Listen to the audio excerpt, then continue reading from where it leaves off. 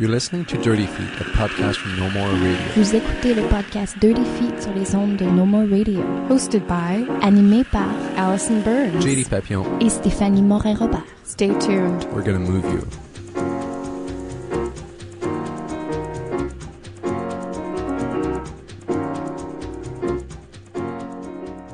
Last week, we released a pretty epic podcast, so we're going to keep it a little simpler this week. If you checked it out, it was actually our Edmonton Fringe coverage episode that was over 2 hours long. There were so many people there that we got to meet and talk to about dance and movement at the Fringe there. Now we're currently in Victoria, BC, where we're also participating in the Fringe Festival, and we're going to be speaking with some of the artists presenting work in this festival. There are 55 shows in this festival, and I believe it's the 28th edition of the Victoria Fringe. So we're going to start with our first group of guests. There's a whole bunch of them here who are co-creators and performers in the show Vasilisa. And this is a shadow picture kind of movement. It's going to be explained a little further as we talk to the cast. They're from Berkeley, California, and they're coming up to do the Fringe here in Victoria. So we're going to start with Adam Lipsky here. Can you tell us a bit more about your project? Yeah, absolutely. So we started putting this together in about maybe the end of March, beginning of April. So it's been about 5 months. And me and Alisa Javits, who's sitting right next to me here, we had been doing stuff doing shadow pictures, shadow stuff at all, for about a year at this point now. I think about September last year we started doing stuff. So we were doing very small scale things, and just recently she has built this freestanding screen. So we have this large screen now that's 10 feet tall, 20 feet wide, and this is what our show takes place on.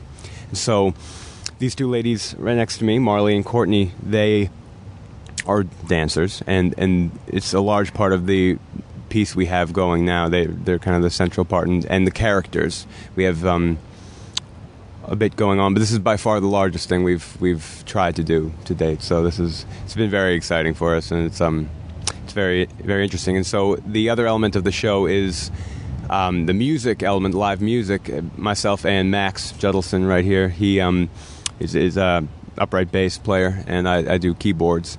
And so we're both doing vocals as well. So we're both trying to create as big of a sound as we can, just being two people. And so we try to do that. Hopefully there's some success in that. But it's something, it's hard to tell what it is, and it's been really interesting getting people's responses. People have been very receptive here, and much more than the shows we've done before. There seems to be an audience. People are interested in trying to come see this type of thing, and not entirely sure why that is. If people are just more enthusiastic in general, or if there is, I'm not sure if it's the dance element people are interested. If it's the shadow element that people are interested in, I'm not sure. But very interesting, yeah. And as far as I understand, it's based around the Slavic traditional tales of Baba Yaga. Correct, yeah. And what the correct pronunciation is, I'm not entirely sure. And we've been saying Baba Yaga. People pronounce it different ways, and I'm not sure. We're trying to get if we have the Slavic pronunciation. We're not sure. Yeah, we're not entirely sure what it is, but we'll take it the way we do. I've been pronouncing it Baba Yaga.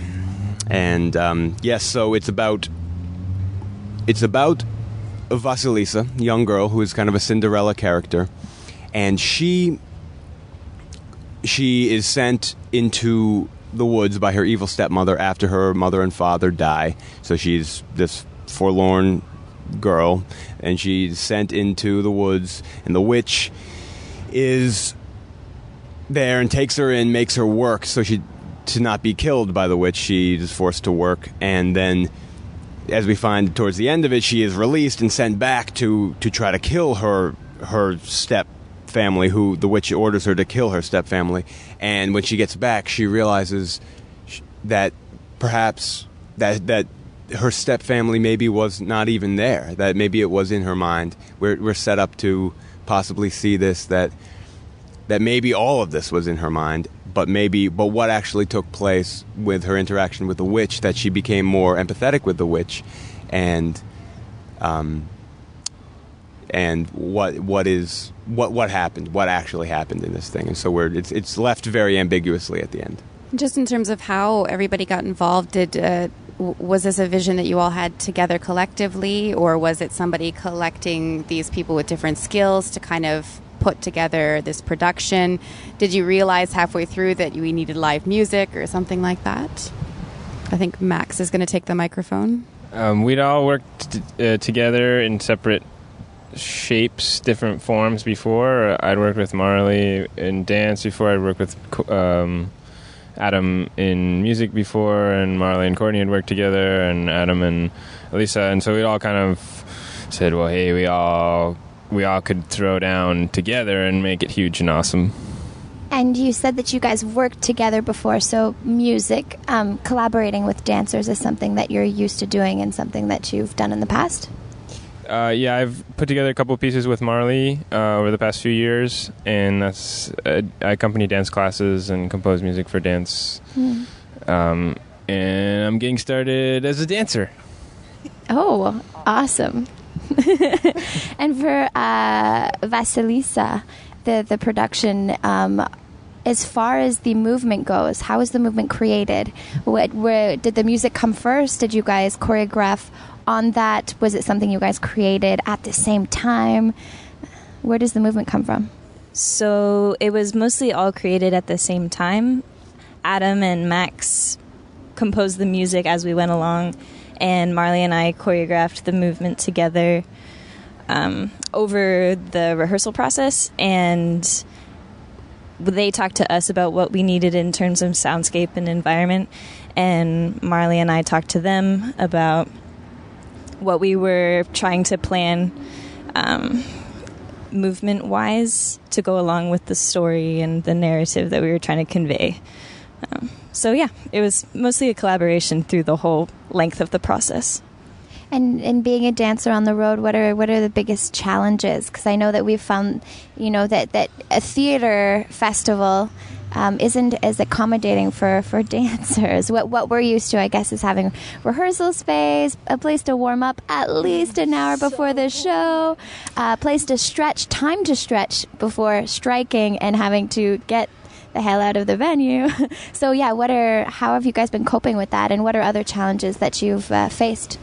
Yeah, you hit the nail right on the head. Those have been all of our challenges that we've had so far. The first thing that we sort of had to navigate was the fact that traveling out here, myself and three of us all drove up from Berkeley, and so it was about a 3-day drive. Wow.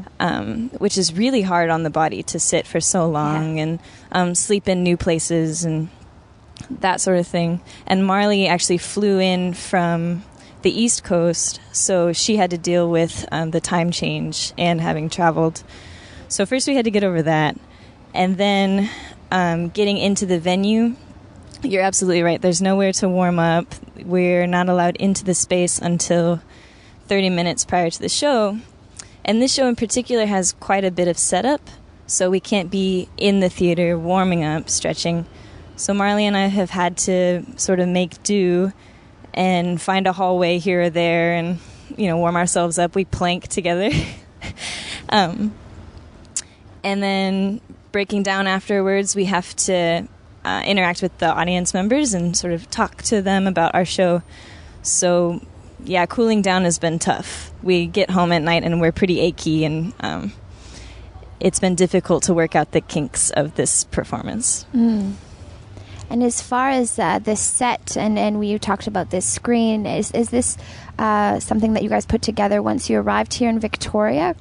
Or did you kind of travel with all of your equipment and this huge screen that you're talking about?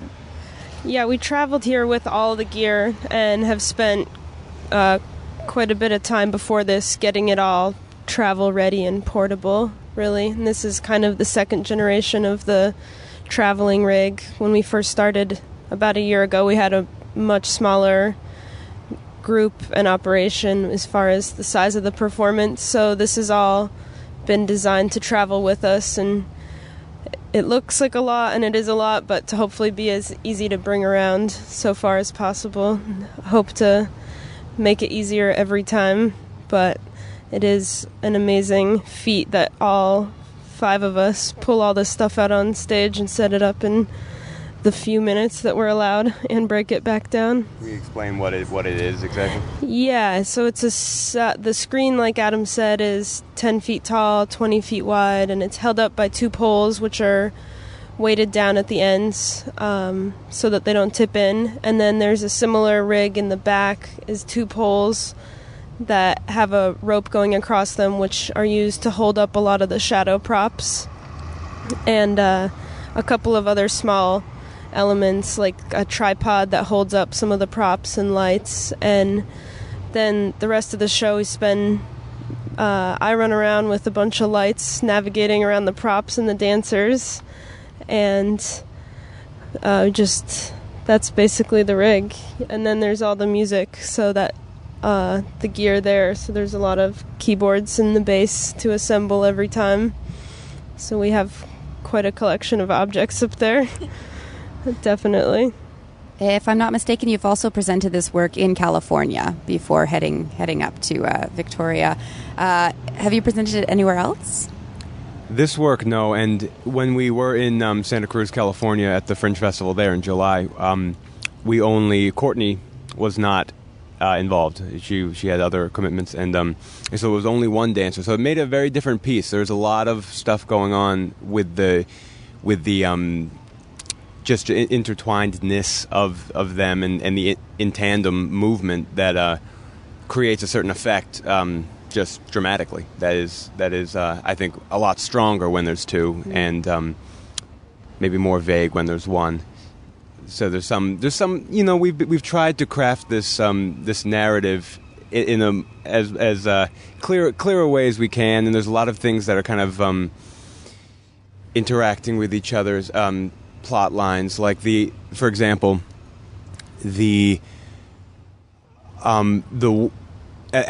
the girl starts to go off into the woods, which may be in her mind, we're not sure. She starts in the house with her step family, and we're to believe that this is her normal life. As she starts going into the woods towards the witch's house, that is when the split happens, when there are both the dancers together. Before that, there's only been 1, and so dancing in tandem like that, they were dramatically, all of a sudden this has happened, the split has happened, and so they stay together throughout this time with the witch. And as they come back, when they come back to the real world, whatever that is, back to the house, they are still split. And so this split has happened, something psychologically has happened in this time, whether it's been just in the mind or actually has been this trip into this magical world. Something's happened. Something dramatically has happened, and that wasn't possible with 1 dancer, and because it was just the same throughout.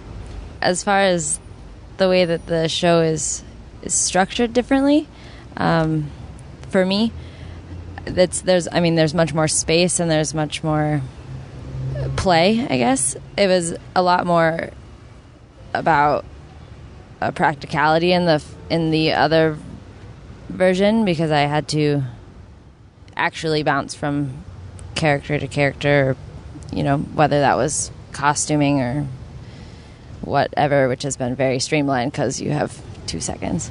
But it's been really nice to be able to play with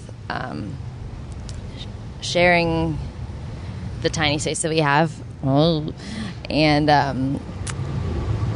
being able to make the split personality idea a physical thing that is clear to the audience as well, rather than internalizing this splitting, and being physical about splitting by yourself. And that's a little bit harder to convey. It's really much more fun to do it with somebody and to play with how your shadows can actually become one and then split again. And playing with shadows as a dimension in dance is totally new for me, and learning what reads in this two-dimensional form and what doesn't, that could usually read just in your physical form, not being, I don't want to say blocked, but having the screen in between you and the viewer. It totally changes how you can, like, what your physicality can be. And that's been really interesting to learn. And then when you're moving with somebody else, these tricks of, like, we do some things where our hands go to touch, but behind the screen we have 4 feet between us and we're nowhere really near each other, and that's been a strange thing to experience. So what was the process in kind of finding out how to work in that two-dimensional field as dancers? For us, the process sort of revealed itself as we went along. The first thing we did initially was to get in the studio with these guys, the music and the shadow rig, and just improv. We improvised and we filmed a lot of it to see what we found interesting and what felt interesting but maybe didn't read so well. So we did a lot of experimentation with the movement vocabulary that we needed to sort of pursue. And then we talked a lot about the sort of dynamics that we wanted to attach to each character. Like the witch is a little bit more angular and she's sharp and she has a lot of hard movements. And Vasilisa is a younger girl, so we try and convey her in a softer and immature way. So we developed the material based on what we saw and then also how we wanted the characters to feel through the movement that we ended up coming up with. You rely on certain costumes or pieces to add to your figure to change it behind the screen? Yeah, absolutely. Marley plays Baba Yaga, the witch, and Elisa has rigged a sheet. She's sewn it and taped it together so it looks like a sort of cloak. The first time we come across Baba Yaga, she's a big blob of the two of us under a larger sheet, and then she sort of develops from there into Marley by herself with the sheet over her head. So she's this sort of ambiguous, dark creature with her hands as the only articulate part of her body, really. And so her talking comes from the gestures that she portrays with her hands. And the stepsister has a funny little hat that she wears to differentiate herself from the other dancing parts. So having performed a version of this piece in California and one here, can you speak at all to the difference in experience? You're almost done your run here. You've already done 4 performances, so you've had the Victoria Fringe experience and the California Fringe experience. Does anybody want to respond? Yeah, sure. In Santa Cruz, it was only it's only their 3rd year, but considering that they've done a lot of great work down there, it's an established festival. But just by the nature of that, compared to 28 years, as the Victoria Festival is, very different level of publicity, very different level of built-in audience, and we really have been feeling the enthusiasm, like I said before, and just the fact that people go to shows that they don't know what it is. I mean, because, we tried to make our little description as accurate as possible, but that doesn't really convey what it is at all. So, it does a little bit, but not enough. So people have been really, I think, taking a risk doing it, in which a lot of people don't want to do that. Like with theater, with dance, with music, it's really all true in the different fields that people don't want to. If they don't know what the kind of experience they're going to try to see, they're mostly not interested in making that leap, I found, personally. So, that's all I can say. But you really feel that people are interested here. That was my feeling. And Yeah, it's funny to pack them all in the front of the festival period. Unfortunately, we had to go home early, so no, we weren't able to stay for the full festival. So I have gathered that it's kind of more that's hard for performers usually to backload or front load their shows, and you kind of miss out on some potential audience members. And I think I can speak for all of us that we've been very happy with the turnouts, considering that and considering that we have no real personal connections up here, and this is the first time we've all been to Victoria. Or to, that's true, right? You guys haven't, yeah. Okay. Yeah, it's also really nice to do more than one show. Sometimes we don't, as performers, get the chance to do the same show. At the end of this, it'll be like 12 or 15 shows or something that we will have done with the Santa Cruz Festival. And it's really nice, unless you're in a big production or you're playing in the pit for a musical or something like that, you don't always get to do the same show more than 2 or 3 times, And it's really nice to be able to do it and say, oh, that worked, or tonight, I don't know, maybe I ate something and I didn't feel so good and it was kind of not as good as it could be. But, it's cool to, like last night I felt like we had a really good show for some reason, better than the others. And that we have 2 more and we can maybe run on that and say, hey, let's do it more like we did it when it was good. And it's really interesting to get that experience, And as musicians too, sometimes you play one show and then you get your check and you go home, and that's it. And this is really nice to watch it progress, not only in the creative process but also in the performance. Like our first show was a lot different than it is now. Cool. I think we definitely feel that as well. It's a really exciting part of this opportunity at Fringe.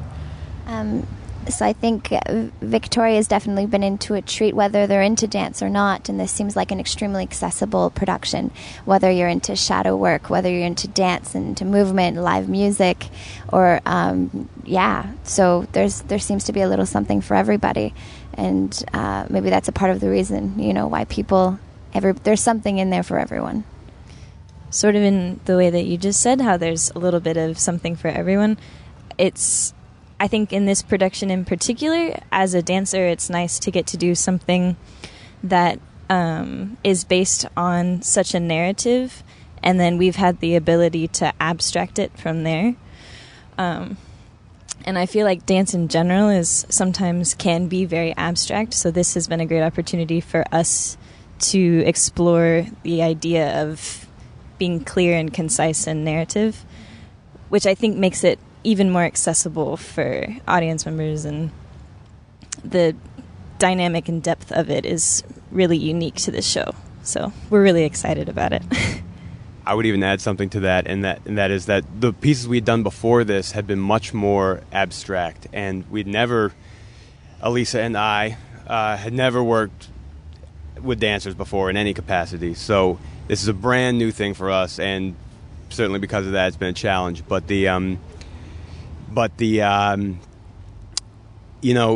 So like Courtney said, the fact that we're abstracting it from the narrative, before it would be trying to come towards some sort of narrative, it all from the completely abstract. So it's kind of the opposite way we've been doing it this way, and it's kind of, I think it's been maybe a bit more successful because there is something to hold on to in the first place, and then you can be more controlled with the abstraction that you make, rather than it being just in outer space and then trying to rein it in.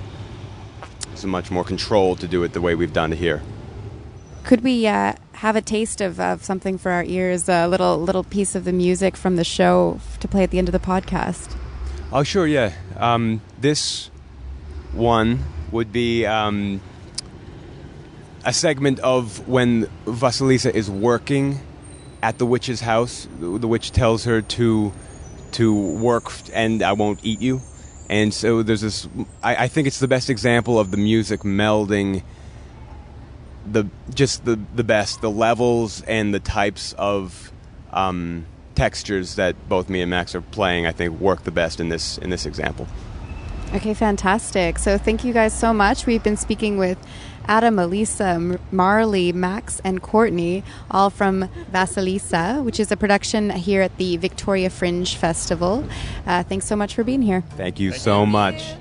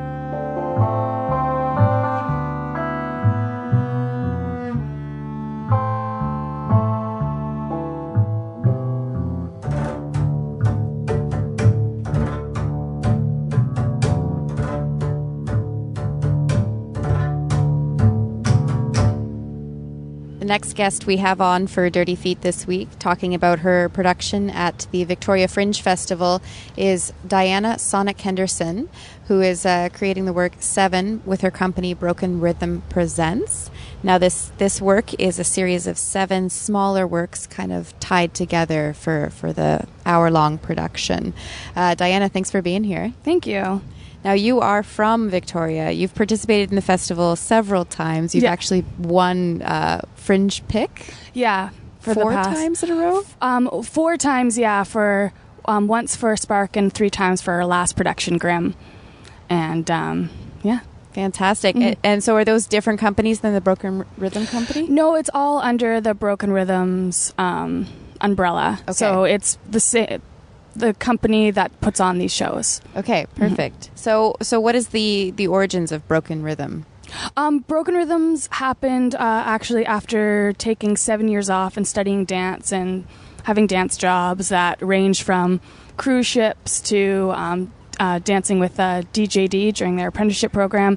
And when I got back home, I saw a slight vacancy for older dancers that just needed to be filled, and I was actually looking to join a company, and I didn't find one to join, and that's what really started my own company.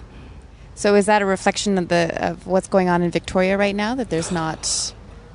There wasn't something available for... No, yeah, I would say there was definitely nothing available for a certain style of dance that I wanted to do, but luckily it has been growing and changing, and I've definitely noticed a difference over the past 3 years, because this is our 3rd year performing. And that is specifically, is that modern dance that you're talking about? We call it rhythmical contemporary, and the reason we call it that is actually when I was in Calgary and I was applying for grants and jobs, the jazz community looked at what I was doing as contemporary, and the contemporary community looked at what I was doing as jazz. So neither would let me participate in certain opportunities, and there was an other box, and so I checked the other box and just made up the name on the spot, Rhythmical Contemporary, which is now what we do, and we do workshops on it, and it is now a style of dance that has been completely born in Victoria. The dance community in Victoria has really been growing and is quite a thriving community for a smaller city, a little bit of a hub, partially because of Dance Victoria and Linda Reno studios and all of this amazing dance studios around town. And you're from Victoria originally? Originally, yeah. What was it like growing up in that community as it was beginning to emerge and start thriving more? Well, I don't know if it was my experience or my age. I didn't necessarily see as big of an opportunity then as I do now. The Linda Reno studio, now Reno Studio, has always been around, and it's open to adults. So at the time, I wasn't of age, and Dance Victoria wasn't around either when I was growing up. So coming back and seeing these opportunities and seeing these great studios, I now teach at the Reno Studio and take classes there whenever I can. And there's a thriving adult community of dancers and dancing and celebration of movement. And then I'm also now working with Dance Victoria and to give opportunities. They're bringing in mentors for me and doing a lot of things like that too. So walking into it, I feel like I came in exactly at the right moment when they were looking for young choreographers that were really willing to work hard, and when dancers were looking for the opportunity to dance. How many people are in your cast of 7? I have 4 dancers. 4 beautiful dancers. I love them to pieces, yeah. And what has your creative relationship been with your dancers? Are they all from Victoria, or? They're all from Victoria, yeah. And I met them in all different ways to participate in this project. And what are their involvement in the piece? Do you arrive with an already structured or choreographed work from A to Z, or are they part of the process? Do you use improvisation when creating work with them? They're definitely part of the process. This show is based on the 7 stages of grief, so it was extremely important to get their involvement. I work with the dancers I have in front of me and what their capabilities are, and I push them, and these guys really rise to the occasion and pushed back and moved it to a place I never thought it would be able to go. It's a very specific style, and 2 of the dancers really started 6 months ago, and they jumped in to the style and really kind of played with it with me. And being such a personal story, it was my personal 7 stages, but they have all very recently experienced some type of loss, so they were able to bring their own stories to the show. And 7 being inspired by, as you mentioned, your 7 stages of grief. Can you maybe share those stages with us to kind of take us on a bit of a journey of what we'll have a taste of during your show? Yeah, and it always is sounds super depressing, but there is a happy ending. It happened, it was actually, I'm a sociology student as well at UVic, and I was taking a death and dying class, which is great when you're also going through some personal loss. And one of the exam questions was memorize the 7 stages of grief, and I wrote it, and I found it very cathartic and a very universal message. That these are stages that we all need to go through. They tend to be hidden. We tend to go out with smiles on our faces even though everyone's hurting. So it really allowed me to go from more of an internal place of poor me to an external of everyone you're meeting is at some stage of this grieving process. Even if it's rebuilding and it's a happy stage, they're still going through it. So this whole process, it starts with shock and denial, which is the first one, disorganized. Then it is a volatile reaction, anger, which is always a fun one. Then guilt, lost and loneliness, relief, and then rebuilding. And do you find to a certain extent that this has been therapeutic for you in understanding your losses and accepting them? And so therapeutic. And I feel great after I see my dancers run. They've said during rehearsal, they shared with me that sometimes they'd go home and they said they cried, and I was like, well, I feel great, so I hope I'm using you guys to go through my therapy. The grief into grief them. And everything to them, but and I think certain things, it's surprising that every night there's a certain piece that hits me slightly different, and I'm like, I must be, you jump around at the stages as well. We do it in a linear fashion, but you can go from anger to disorganized again to denial again, and you can jump around. This is just more of the traditional linear look at it. So it is while I was choreographing it, I feel like I was going through these phases as I was doing it. So it really kind of helped me come to terms with why I was going through it and that it was okay to go through it. And I may have missed this, but do you perform in the work? No, I don't. I try as hard as I can not to perform in my own work so I can have a separation at some point. And how is it do you watch every run? Are Yes. you in the audience watching? And Yes. do you and get like the classic choreographed twitch of like, while you're kind of performing the piece in an interior way while watching it? I think it's more what I've learned and through this process, because this is our third year doing this, it's my third full show, the handing off the work to the dancers, and I think that's been my biggest learning experience is like at a certain point I'm like, well, it's your show now, you do with it what you want. I'm gonna watch and I'm gonna of course making lighting cues and like things that need to be fixed, but then my dancers have the full freedom to express what they need to express on stage and be a bit more truthful. They're not reflecting my story, they're reflecting their story, and then in turn reflecting the audience's interpretation. So adapting it with their own personal experiences Exactly. and what they connect with. And we haven't really spoken about music, but I'm sure this isn't a piece that's performed in silence. How did you go about selecting your music, and how is that an ongoing collaboration?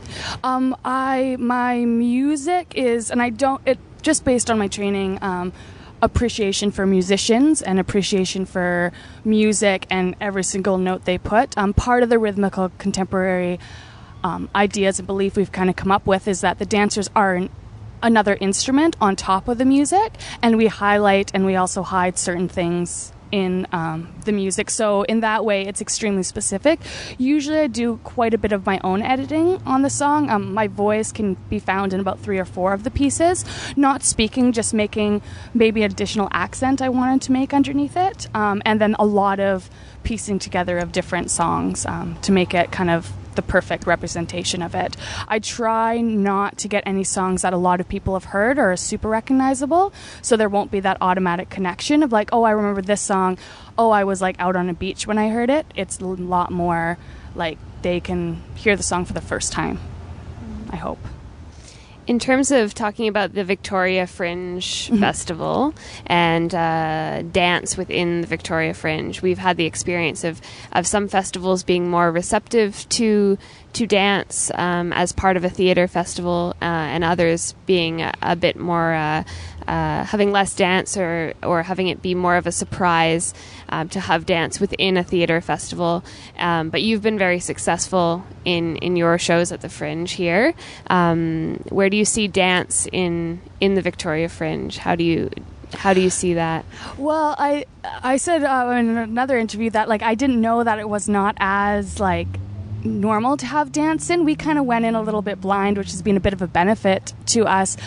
We have been the Victoria community has 100% gone like and backed us up and are really supportive of us, and in that way Broken Rhythms is very developed by the community, and I think that also helps bringing people out to come and see us and asking about our next show.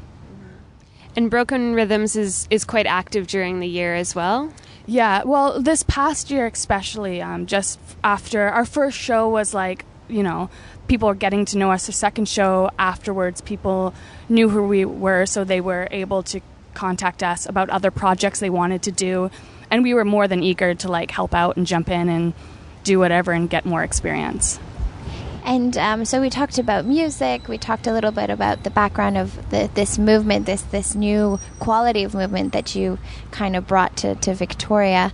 What about costumes and set design? What will the audience see other than the physicality of the dancers? Well, for sure, we love playing with props. Our rehearsal space got changed around a lot this year, and that way we were kind of nomadic dancers, as whatever studio would open their doors at any time, we kind of would go in and work. We use balloons, we use sheets. Having 4 dancers, they used each other a lot more as props, and we were able to kind of create an experience, hopefully that represents the 7 stages of grief in a very honest way. And as far as this being a company that kind of exists year-round, how did you go about selecting your dancers for this work in particular? And do you have some kind of audition process, or is it people that you've seen dance and or friends? So how do you decide who to work with? It's changed. We've tried the audition process, and I find it's just what works best, and it's kind of scary that it works best this way, is how things end up just kind of coming to fruition, and how people just walk through the door that you haven't seen in 6 years, and they're like, oh, I saw the last show, how can I be part of this? And they're just really excited, and then we do a trial basis, and then we'll see from that point if they move ahead. And then I couldn't imagine doing this dance with more or less than 4 people, or with any other dancers, so it ended up working out. I think it would have been a different show if I didn't have the same girls. Yeah, since they're bringing such a personal element into the work, and as you said, like once they have the choreography, it's theirs, and they make of it what they want. Yeah. Are you thinking of bringing your work anywhere else? I feel like here in Victoria, it's home. The community knows who you are.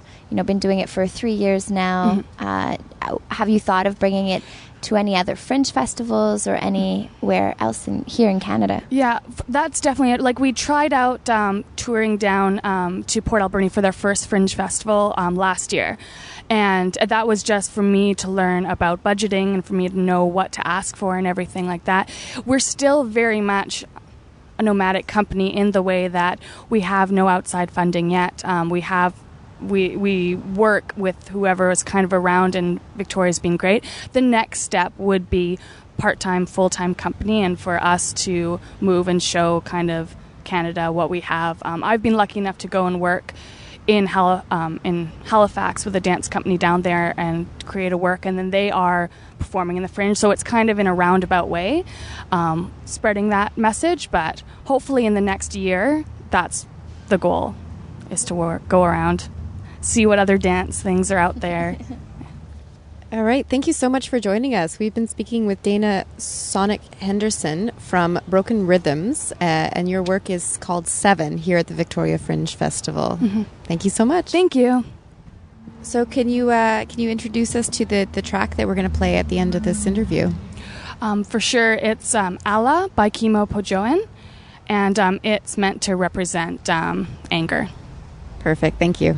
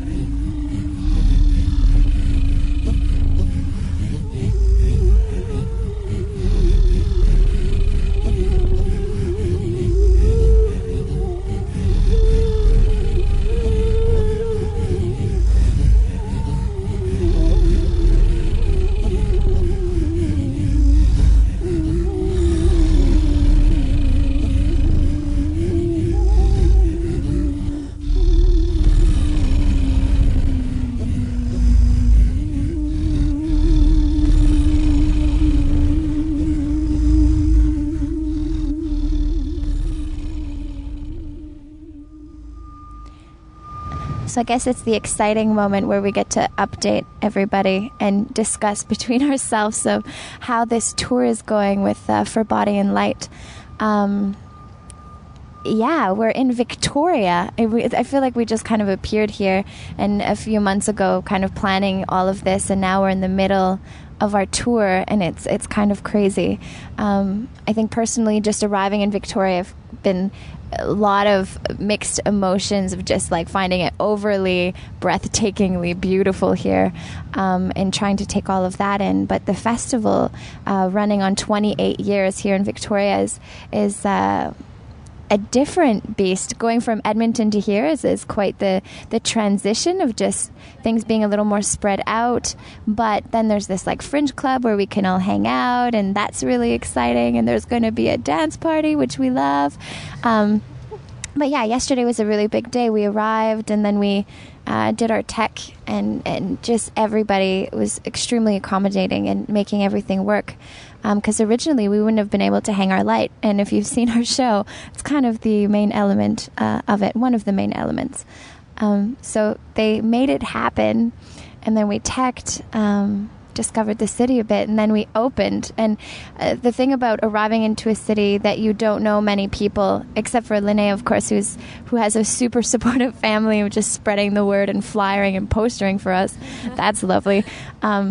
We got here having no idea of how many tickets we pre-sold or how many people would show up at the door. Because if we go back to Edmonton, we had this magic app where I could just check how many tickets we were selling and be like, oh my God, there's only 11 tickets sold. We have to hustle and flyer. And so not knowing that, it leaves it super mysterious to see who you'd be performing with, and you don't even know if media is going to be there. So having a 70+ audience for our opening show was just so, because I'm still smiling. I'm just like, holy crap, it was awesome. One of the best moments, I think, from last night from our opening show is my mom was there, and her close friend and my partner as well was there. And when they drove up to the theater, they saw this huge line going down the street, and they were thinking, oh, I really hope that's for Body and Light. And it was for Body and Light. And so that was really exciting to hear that moment from them, where they were just so excited for us that we had just arrived, showed up, flyered a little bit, put some posters up, and we already had this incredible lineup outside of our opening show. And that was a really great moment. For me, this is really special for us to be here, because Victoria is my hometown, and I love Victoria so much, and my family's all here, and it's so exciting to be back in this context of bringing work that we've put so much energy into for the past year and a half, and has been so much a part of my life and our lives, and getting to share that with people that are really important to me in a city that is just so incredibly important to me as well is a really unique experience. I can't really believe that we are here in my hometown. And yesterday after our tech rehearsal, I walked out the front door of our theater and I said that to everybody. I said, oh, right, we're in Victoria. Like, everything's familiar to me here. So it's been so amazing to share that with Allison and with Steph and Ian as well, and bring For Body and Light to Victoria, because I think that this is an ocean city. We're on an island, and people here really connect with the kind of work that we're creating, and that's why I was so excited about bringing it here, besides the fact that it is my hometown. Yeah, and going back to something that Allison actually said in another one of our breakdown debriefs of the tour, is that the snowball effect of this.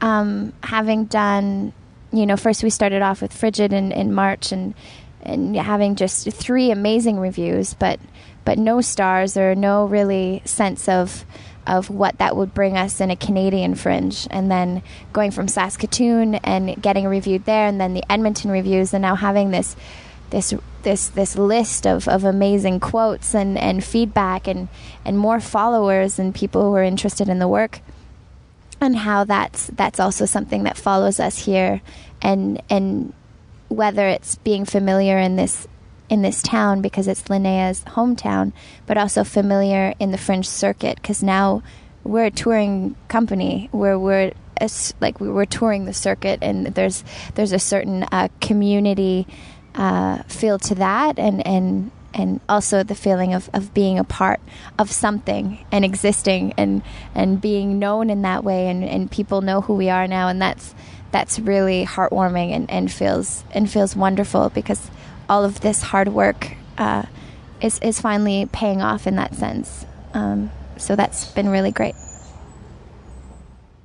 I'm wondering if Linnea has a reaction or would like to further develop what Diana was talking about in terms of Victoria dance and Linda Reno and kind of where dance exists in Victoria. Well, I started dancing in Victoria when I was 3 years old, and my first experience was through the ballet community, dancing at Centrepoint Dance School under the instruction of Peggy Bain and RAD Ballet. So that was my introduction to the dance community in Victoria, and from there I got more into contemporary as I grew up and became a teenager that realized that I didn't quite, my personality didn't quite fit with the idea of being a ballerina, and I wanted to be a bit more creative with my work than that, and I wanted to make my own work as well as a choreographer. So that brought me to the Academy of Ballet under Christine Letson and the original White Space Dance Society. And what's really great about Victoria, and the reason why the dance community is such an incredible one here, is basically because of Dance Victoria, in my opinion. I've been away for 5 years, but growing up with Dance Victoria, slowly building and bringing more and more companies to the city, presenting more and more contemporary work to the Victoria audiences, it really made Victoria a hub and a popular stop for large companies. We used to just have Alberta Ballet, Royal Winnipeg, the National Ballet, Ballet BC, very, very amazing companies, but very classical. And now Dance Victoria brings all those companies back, but they're also bringing in, Over to Go and La La La, Human Steps, Marie Chouinard, and that's so exciting. So Victoria is an incredible dance city because of people being so dedicated to bring that work here.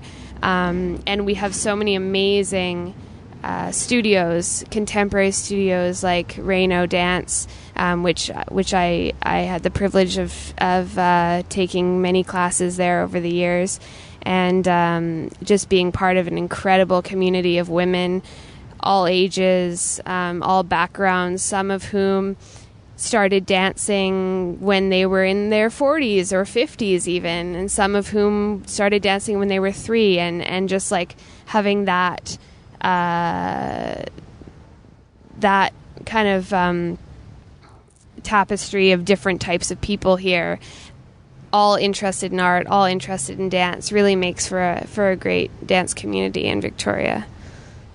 Cool. Thanks so much for that perspective. Hopefully we'll be booking some interviews while we're here, and so we can bring you a little bit more information on the Victoria dance scene as we go. There should be at least one more of these types of episodes as we discover the Vancouver Fringe Festival and give you an update from that end. We can probably tell you a little bit more about Victoria at that point since we only just got here. But yeah, thank you so much for listening. We've been speaking about the 28th Victoria Fringe Festival, for which we are presenting For Body and Light. And that's all for now.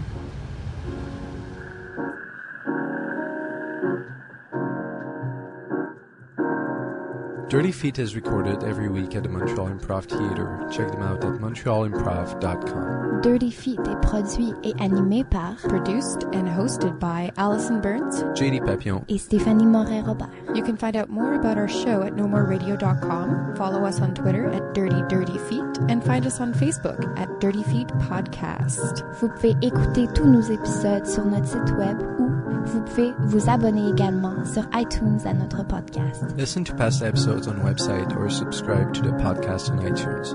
While you're there, be sure to give us a rating and or leave a comment to help us spread the word. Tune in next week for a whole new show.